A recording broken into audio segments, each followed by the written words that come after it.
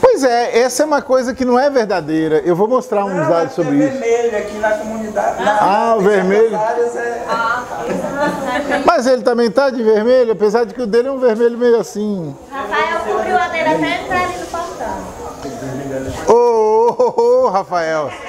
Eu achei que ele tava com frio, não era isso, não? Não era frio, não? Já tá no jeito? A gente tem que andar com duas camisas, porque dependendo de onde a gente vai, a gente tem que fechar a camisa. Depois se abre. Aí abre. Capistrano? Mas aqui do Ceará, Capistrano? E por que você falou assim meio envergonhado? É longe? É longe? É, não. Aonde é Capistrano? Depois de Baturité. Eu não sei onde é Baturité, não adiantou nada, né? Ela diz, depois de Baturité, mas não disse onde que é Baturité. Quem mais aqui que não é de Fortaleza? Eu quem? Da onde? Foi Santana do Acaraú. Santana do Acaraú. Do Crato, eu morei no Crato. Ah, tá vendo? Eu morei no Crato. Crato, Barbalha, Juazeiro, tudo ali. Tem alguém aqui que é daquela região ali de Crateús, para aquela banda ali? Tauá, Independência. Da onde? De Independência? Mas morei muitos anos em Tauá. Ah, é? Então, eu tinha um casal de amigos lá, a Toinha e o Gonçalo. Eu trabalhei com o Gonçalo lá no Pará, em 1980. Eles tinham 7 filhos. O Gonçalo e a Toinha. Eu acho que era Pereira, Gonçalo Pereira Sampaio. Acho que o sobrenome era Sampaio. Ele era lá de Independência. Sempre falava de Independência. Independência, né? Meu pai foi embora pra Tauá, né? Eu morei na período já da minha adolescência. Até uns anos lá, né? Ela não vai contar para não contar a idade, né? Claro, né? Não começa a contar, morei tantos anos ali, tantos anos ali, tantos anos ali, tantos anos ali, aí você soma. Aí a gente veio pra cá, Fortaleza, em 84. 84. Você é de Fortaleza? Fortaleza mesmo? Não, né? Mentira. É de Messejana, fica dizendo que é de Fortaleza. É de Fortaleza mesmo? Mesmo? Da onde? Que bairro? Ah, é? E o nosso amigo com esse boné bonito aí? Oi, Fortaleza. Fortaleza mesmo? De que bairro? Álvaro Lins. Álvaro Lins? Álvaro Lins. Eu aqui em Fortaleza morei em Parangaba. Tem alguém aqui de Parangaba? Parangaba é um bairro. Sim, eu sei que Parangaba é um bairro. Se eu morei lá, na época que eu morei lá, Parangaba era o fim do mundo. Era isso em 1970, imagina. Era longe, Parangaba, a gente pegava um ônibus para a Praia do Futuro e ficava 2 dias andando de ônibus. Para ir de Parangaba até a Praia do Futuro. Era bem longe mesmo. Gente que é de também. Rapaz, o cara depois de velho fica engraçado, vocês viram, né? Tá vendo, né? Exatamente. Olha só. Eu tô tentando identificar quantas pessoas não são daqui de Fortaleza, mas o pessoal é igual aquele pessoal pão duro que não quer pagar, sabe? Você pede e o pessoal esconde. Garanto que tem muita gente aqui que não é daqui de Canindé, Quixadá, Quixeramobim. Ó, tá vendo? Espremeu. Ela, sabe por que ela não quis dizer? Por causa do Ciro. Quer ver que foi por causa disso? É por causa do Ciro. Quer ver que é eleitora do Ciro? Ó lá. Ó, de Sobral. Redenção no Pará? Redenção do Ceará. Ah, Redenção do Ceará. A condenação de que aumentaram a pena e tudo mais.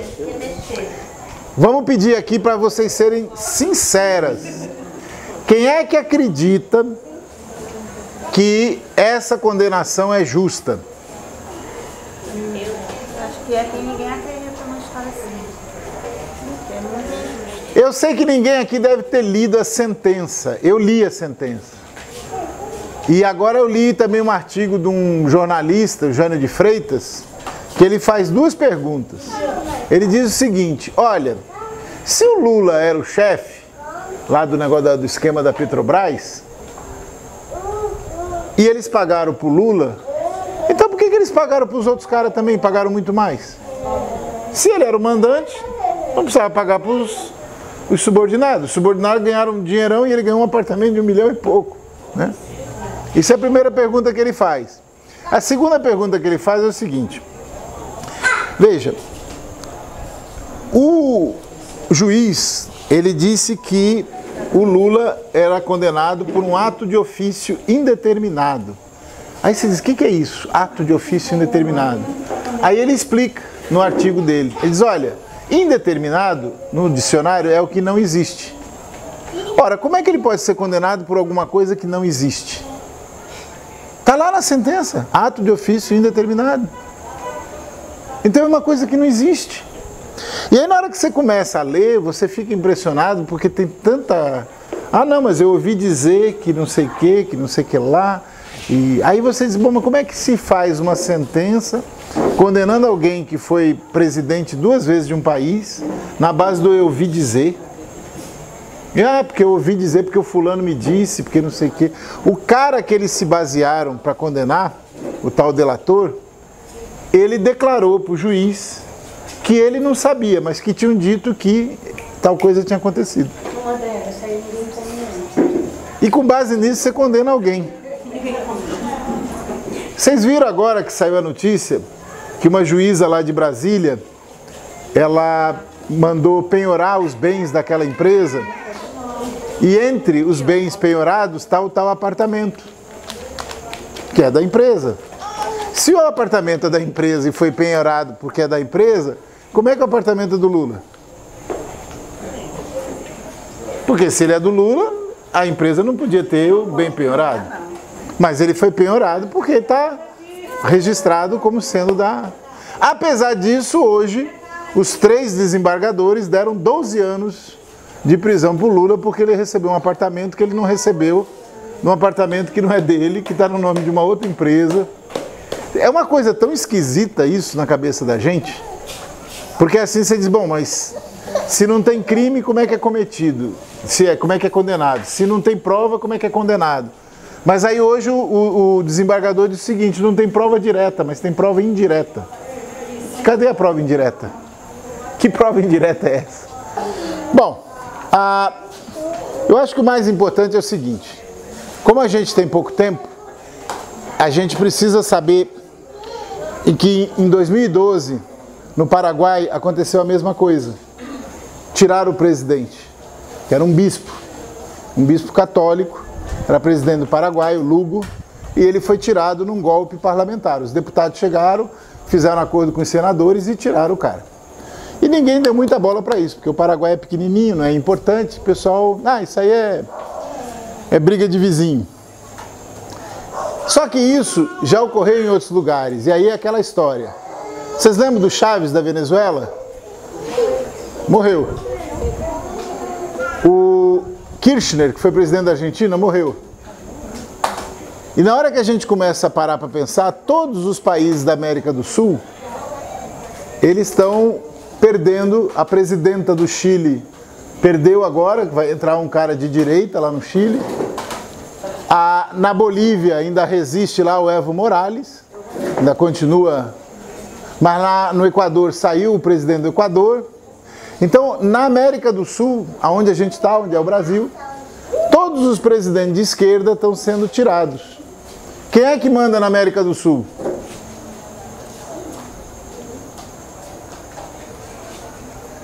Quem manda na América do Sul, gente? Hein?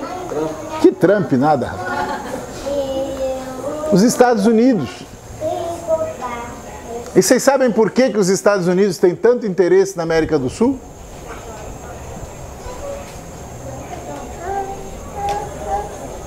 A Venezuela tem a maior reserva de petróleo do mundo. O Brasil, com o pré-sal, é o 6º maior com reserva de petróleo do mundo. Então, na América do Sul, o Brasil e a Venezuela, somados, vão dar mais de 30% do petróleo do mundo.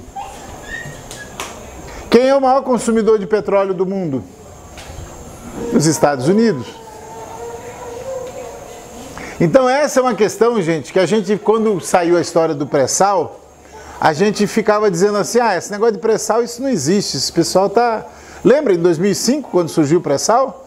Muita gente dizia que o pré-sal não era de verdade. Vocês sabem quanto é que é a profundidade que se tira o petróleo no pré-sal? É 7.000 metros de profundidade. 7.000 metros. E o ano passado, metade da produção brasileira de petróleo já veio do pré-sal. Metade da produção de petróleo do Brasil ano passado foi do pré-sal. Então a gente tem uma cobiça muito grande, não só dos Estados Unidos, mas de vários países sobre o Brasil. Ela falou da água, né? A água, o Brasil é um país que tem 12 a 14% da água do mundo. E só tem 3% da população. Então nós temos 3% da população do mundo e 12 a 14% da água do mundo. Você esqueceu de passar maquiagem. Não tinha que passar aquele negocinho assim para ficar mais, não? Vocês estão vendo aqui essas mulheres?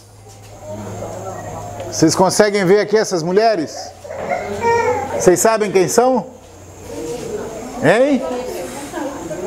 A Dilma. Essa do meio é a presidenta do Chile, que está saindo agora. É uma médica de esquerda, Bachelet. E essa aqui é a Cristina Kirchner, da Argentina, que também está sendo acusada e estão tentando prendê-la e tal, né? Então veja bem, é importante a gente entender. Essa foto é o Lula, o ex-presidente do Equador, Rafael, o Evo Morales da Bolívia e o Chaves, lá da Venezuela, que já morreu. É importante a gente entender, gente, que essa coisa toda que está ocorrendo no Brasil, não está ocorrendo só no Brasil. Os Estados Unidos estão fazendo isso em todos os países que eles podem, aqui da América do Sul. Então, na Argentina, eles conseguiram colocar um presidente que é um presidente que não é favorável ao povo, é um presidente favorável aos empresários. Agora, no Chile, foi eleito um presidente, foi eleito de novo, né? Ele já foi presidente do Chile, que também é favorável aos empresários e não ao povo. E isso vai se repetindo. Eles estão tentando tirar o presidente da Venezuela. E essa situação toda, qual é o país mais importante da região? Brasil. É o Brasil. Nós somos a 5ª maior população do mundo. Vocês sabiam que o Brasil, pelos estudos das empresas, essas que fazem estudos sobre a economia mundial, o Brasil é um país que daqui a alguns anos vai ser a 6ª maior economia do mundo. E a previsão é de 2050 o Brasil ser a 5ª maior economia do mundo. Existem mais de 200 países e o Brasil está dentro das 10 maiores economias do mundo. Por que isso é importante quando a gente fala de política? Porque a política, no caso empresarial, ela está a serviço da economia e a economia está a serviço da política. Nós aqui, o povão aqui, eles não estão nem aí. Eles querem né? E essa questão da economia é importante, porque a gente muitas vezes fica achando que é só briga de... o Lula, o Ciro, o não sei quem, aquele Bolso Bobo... Não tem aquele... Como é que é o nome dele?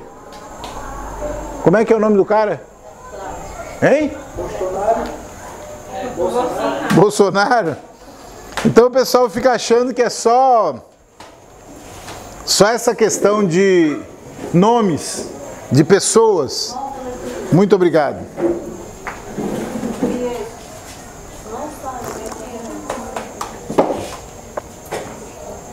O que aconteceu com a questão das universidades no Brasil? Vocês estão sabendo? As universidades federais? Hein, gente? Quem aqui está estudando em universidade? Hein? Tem alguém aqui estudando em universidade? O que eles fizeram com as universidades? Eles cortaram os recursos com as universidades federais. O que eles estão fazendo com os institutos federais? Alguém aqui está em Instituto Federal? Fazendo curso na Escola Técnica Federal, né? Agora Instituto. Também não? Essa é uma questão importante. Na campanha de 2014, a Dilma sempre falava o seguinte, que enquanto os outros governos faziam programas para beneficiar 100 mil pessoas, 200 mil pessoas, os governos do PT faziam para beneficiar 40 milhões, 50 milhões. Vocês lembram do Mais Médicos? O Mais Médicos beneficiou 50 milhões de pessoas. O que aconteceu com o Mais Médicos? Hein? O que aconteceu com o Mais Médicos? Foi-se, né? Não é assim? Essa é uma questão importante. A gente, quando está analisando, conversando sobre essa história do Lula, dele ser condenado e tudo mais, se a gente não entender que tudo isso faz parte de uma coisa maior, que aí envolve cortar dinheiro federais, para os institutos federais, aquele programa, como é que era o Minha Casa Minha Vida? Existe Minha Casa Minha Vida ainda? Não. O que eles ainda não cortaram, que eles estão louquinhos para cortar? Bolsa Família. Bolsa Família. Eles não veem a hora de cortar o Bolsa Família, já diminuíram, né? Já deram uma enxugada. Então é importante a gente entender o seguinte, quer dizer, o que eles estão querendo passar com essa condenação do Lula é um recado para dizer, olha, pobre fica no seu cantinho, pobre não é para ser presidente da República. Pobre não é para fazer programa para beneficiar 50 milhões, 100 milhões de pessoas. Isso é um recado, é uma coisa assim, para a gente poder ficar com medo e não sair para briga. Só que eu estava pensando nisso quando eu estava vindo para cá. Vocês talvez não lembrem, mas há muito tempo atrás, lá nos anos 70, teve uma campanha muito grande no Brasil pela anistia política. Foram vários anos de pressão, até sair uma anistia meia boca, mas saiu. Depois teve mais 5 anos de briga pelas eleições diretas. Depois teve mais 5 anos até chegar a campanha de 89, foi a primeira do Lula. Então, assim, o que as pessoas perguntam, tá, e agora, o que a gente vai fazer? Vai continuar a pressão. Vai continuar a pressão. Porque eles estão fazendo propaganda, ontem deu no noticiário da Globo, dizendo que o rombo da Previdência Social foi um rombo recorde, foi o maior da história. Para que eles estão dizendo isso?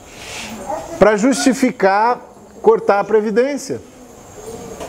Essa tal reforma da Previdência. Essa reforma veio para matar mesmo. Isso, mas aí que tá, gente. Quando a gente fala dessa questão, as pessoas sempre pensam, mas isso aí não vai me afetar, porque isso aí é lá na frente. Não, não é lá na frente. Se eles não conseguirem aprovar agora esse ano, eles vão trabalhar para eleger alguém que vai ser eleito para meter o facão. Meter o facão. Vocês têm quantos anos? 20 anos, tudo isso? Porra, meu, pensei que tinha 16. 20 anos já? É verdade, 20 anos. Vocês estão com esperança de trabalhar, conseguir se aposentar, isso tudo? Não? Não, porque nem tem a previdência, eu ainda entendi. Ali, desperrar a cabeça, tem que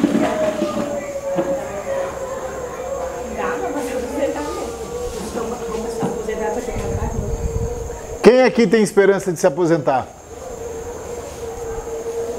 Não tem? Ninguém? E aí, como é que vai fazer? tem esperança porque se vai voltar. Como é que é? A minha esperança está no Lula. Ele vai voltar, eu creio que... Ó, até arrupiou, ó. Tudo está terminado. Arrupiou, olha aí. A palavra não foi dada. Ai. Temos que crer nessa possibilidade, né? Com certeza. Aí que tá. O que a gente tem que ver é o seguinte. Eu quando morei aqui no Ceará, eu peguei aquela seca bem grande que deu nos início dos anos 70. Foi o período que o pessoal vinha do interior para Fortaleza. Tanto é que naquele período Fortaleza inchou. Nos anos 70 foi quando veio uma quantidade muito grande de gente e inchou. Naquela época, eles tinham, eu não sei se vocês já ouviram falar nisso, era muito comum ter saque no interior, em armazém, mercearia. Não, em 70 era pior, rapaz. Porque era um monte de gente andando, sem comida, sem nada. E aí eles não queriam nem saber, eles iam... Aquela época, era uma época que as pessoas não tinham aposentadoria na área rural. A cidade do interior, ninguém tinha aposentadoria. E a vida no interior, eu morei no Crato, conheci ali a região de Crateús, de Ipu, Ipueiras, Independência, Tauá, rodava aquilo tudo. Era um miserê que a gente não tem noção. Era muita miséria. E essa situação, quando veio o governo Lula, também teve seca, mas não teve desespero. Por quê? Porque tinha aposentadoria, muita gente da área rural com aposentadoria do interior, né? Aquele programa de cisternas, como é que chama? Aquelas cisternas, né, para as famílias. Hein? Não, mas era cisterna mesmo. Eles fizeram 1 milhão de cisternas nas casas das pessoas. E aí mudou muito a situação. Então, essa realidade, eu acho que as pessoas ainda estão demorando um pouco para se dar conta de que acabou, né? Que eles foram cortando. Só que tem uma coisa que a gente tem que levar, assim, pensando, é o seguinte. Quem viveu o período do governo Lula e Dilma, que pegou muita melhoria, e que agora está só perdendo, na hora que a situação econômica bater mesmo, aí a turma vai começar a se mexer. Porque a gente hoje está vivendo uma situação em que as pessoas estão assim meio tontas ainda. Estão tentando entender o que está acontecendo. Mas cada dia você volta um pé, né? É só diminuindo.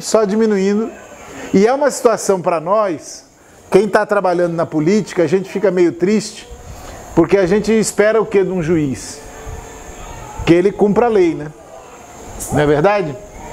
O que você espera de um juiz? Vocês sabem qual é o salário de juiz no Brasil? 33.763, Hein? né? Não entendi. 33.763. Não, esse é o limite, né? É o teto. É o teto. Mas eles recebem, 98% dos juízes recebem acima do teto. Tem muito juiz, tem muito desembargador que recebe 100 mil reais por mês, 150 mil, 80 mil por mês. Tem muitos deles aposentados recebendo isso de aposentadoria. Na minha época, a gente chamava isso de esculhambação. É uma esculhambação, né? Mas aí, na hora que você começa a ver que os juízes, que são quem mais tem que cumprir a lei, se aproveitam da lei para meter a mão no dinheiro público... Não, mas não é um nem dois. Tem 17 mil juízes. E desses, além dos juízes, tem o pessoal do Ministério Público, que é o pessoal que mais recebe. Pergunta se esse pessoal vai ser prejudicado na reforma da Previdência.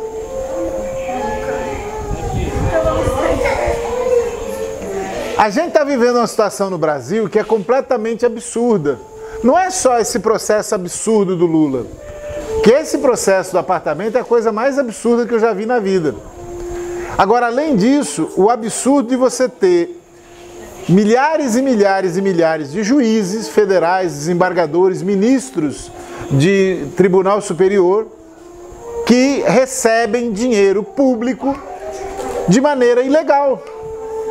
A lei é muito clara, tem um teto, que é o que ele falou. E eles recebem muito mais do que esse teto e acham que é normal. Então, assim, nós estamos vivendo uma situação no Brasil que eu acho que ninguém podia imaginar que fosse acontecer. Porque são esses mesmos juízes que estão se julgando no direito de julgar um homem que foi 2 vezes presidente da República, que fez o que fez, que quem acompanhou o período do governo Lula sabe, né? E aí os caras inventam uma coisa completamente maluca e tentam forçar uma situação dizendo que ele é culpado de ter uma coisa que ele não tem e que no documento prova que ele não tem. E os caras sabem disso. Então, assim, é importante que a gente tenha o entendimento de que a situação só vai melhorar se a gente continuar fazendo pressão. Porque assim, olha, ela falou da questão do Lula voltar. Eu não sei se o Lula vai voltar ou não. Eu não sei se o Lula vai ser eleito ou não. O que eu sei é que, sendo Lula, não sendo Lula, ganhando eleição, não ganhando eleição, nós não podemos deixar de fazer pressão. Sabe por quê, gente? Porque nós somos hoje 207, 208 milhões de pessoas no Brasil. É o quinto mais populoso do mundo. Sabe quantas pessoas que passam dificuldade no Brasil? São mais de 100 milhões de pessoas que passam muita dificuldade. Então não é com farelinho, não é com uma coisinha aqui, uma coisinha ali que vai melhorar a situação. Eu tive rodando essa região aqui todinha. Lembra? Eu andei a pé isso aqui tudinho. Aqui a gente precisaria melhorar muito a parte de moradia, né? A questão de saneamento. Isso precisa ter investimento. Mas eles não vão botar dinheiro aqui. Não, vão botar na beira-mar. Isso. Exatamente. Quer dizer, só vai vir dinheiro para cá se houver muita pressão. E essa é uma coisa que a gente tem que entender. Vocês que estão aqui, vocês estão de parabéns por estarem aqui hoje, conversando, tentando entender um pouco mais da situação. Mas a gente tem que trazer mais gente. Tem que ter mais gente. Quanto mais gente a gente trouxer... A questão é essa também.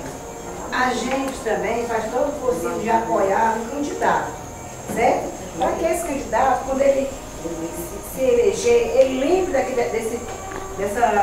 da favela. Mas quando ele se elege, ele desconhece de onde ele tirou os votos, onde ele recebeu os votos. Então, nesse caso, aí a pessoa continua do mesmo jeito. A favela vai continuar do mesmo jeito. Por quê?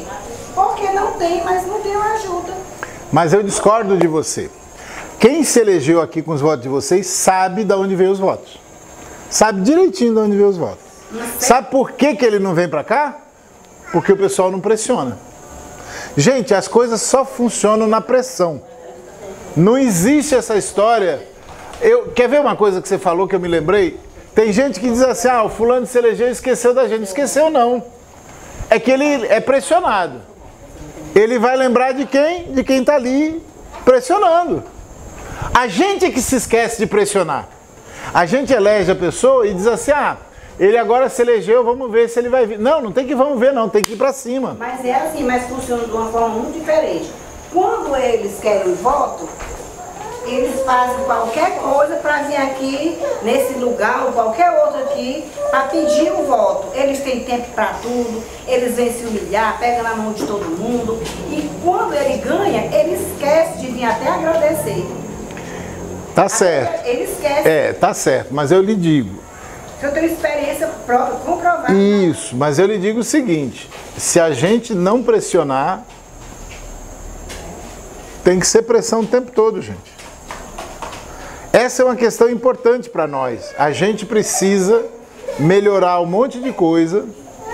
Esse ano tem eleição. Pressionar agora, tem que pressionar depois e tem que estar sempre pressionando. Quer ver uma coisa? A gente está aqui agora com quantas pessoas? 30? É isso? Quantas pessoas que moram aqui na região?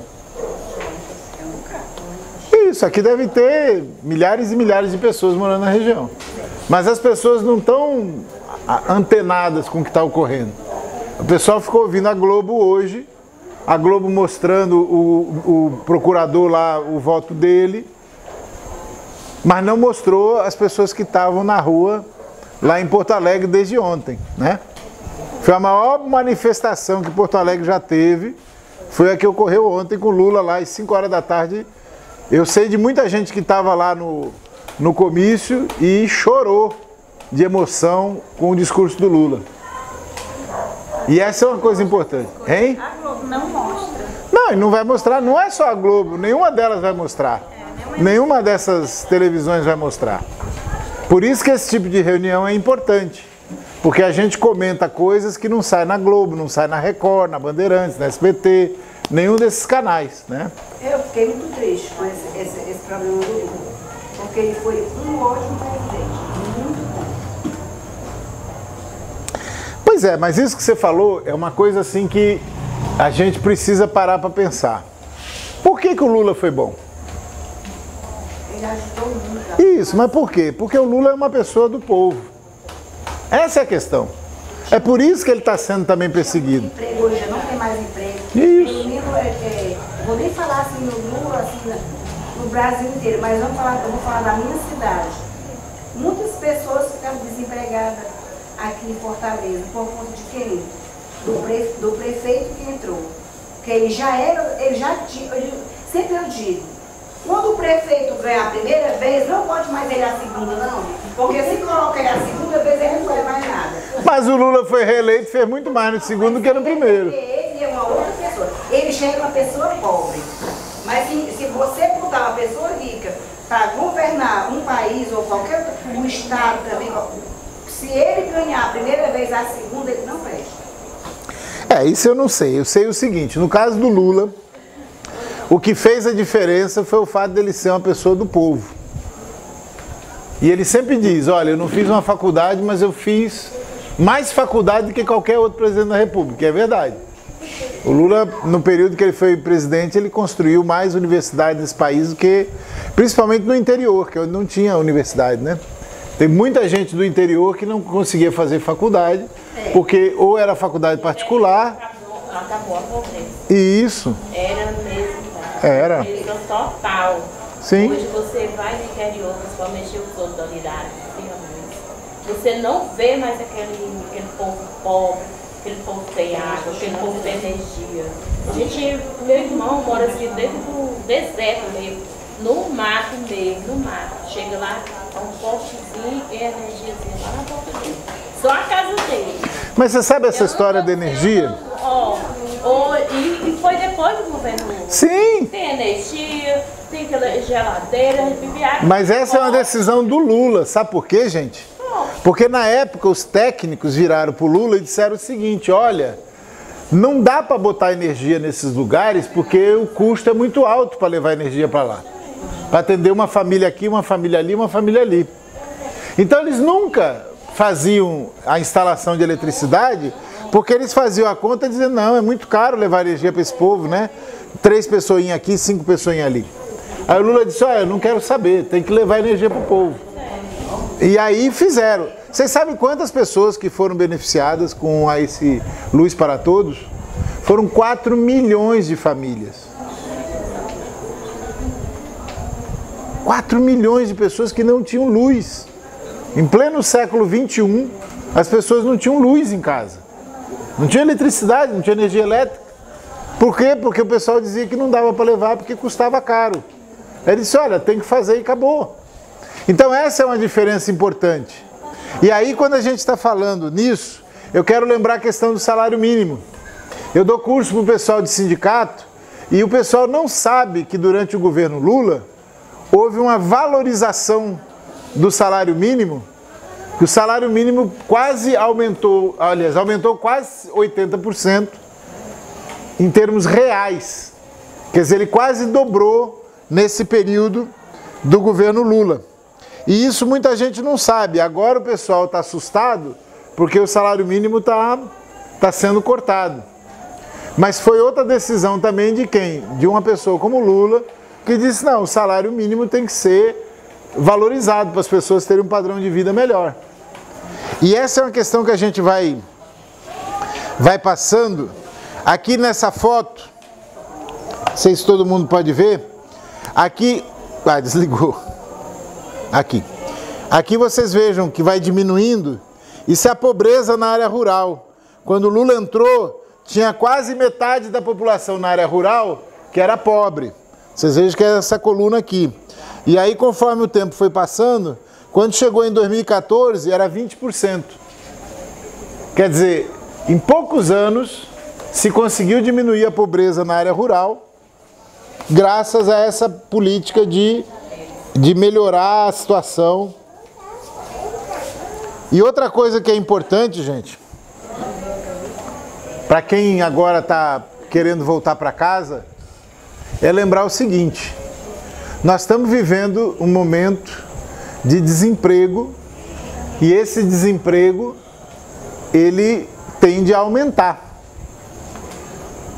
Porque a lógica de quem está no poder hoje no Brasil é de manter muita gente desempregada. E eu estava acontecendo, né? Sim, mas aí você diz, mas por quê? Que lógica doida é essa? A mesma lógica doida de condenar alguém por uma coisa que a pessoa não tem, é a lógica de manter muita gente desempregada, sabe por quê? Porque aí os patrões, os empresários, podem pagar menos. Quem é que vai ter coragem de brigar por salário, de fazer greve, se do lado de fora tem um monte de gente querendo entrar para trabalhar? Essa é uma questão importante. Essa coisa da quantidade de gente desempregada, em 2012, o Brasil estava praticamente no pleno emprego. Aí estava bom para o trabalhador. Eu estava assessorando um sindicato de comerciário lá em Florianópolis, nós conseguimos 10% de aumento, porque não tinha gente para trabalhar. Eles tiveram que pagar um salário, olha, aumento de 10% de salário é muito. E eles deram. Agora eles vão dar menos de 2%. Por quê? Porque tem muita gente desempregada, eles não precisam nem... Tá entendendo? Então essa é uma questão importante. Para nós, quanto mais gente empregada, melhor para todo mundo. Para a lógica do governo que está aí, dos empresários, ter bastante gente desempregada é bom, porque eles conseguem baixar salário, eles conseguem que o pessoal não faça greve, porque o pessoal fica com medo de perder o emprego, né? Isso foi assim no final dos anos 90, na época do Fernando Henrique. Eu me lembro disso, eles chegavam e diziam assim, ó, se você fizer greve, lá fora tem 500 que é o seu lugar. Aí o pessoal ficava com medo. Bom, mas eu acho que o importante é o seguinte, a gente não pode ficar só falando de notícia ruim. Essa foto é do Lula na campanha de 82, quando ele foi candidato ao governo do estado, lá de São Paulo. Naquela época ele usava essa camiseta, aqui antigamente o pessoal chamava de cor sim, cor não, né? Não é assim, essa de listrinha assim? Você já viu com essa foto? É.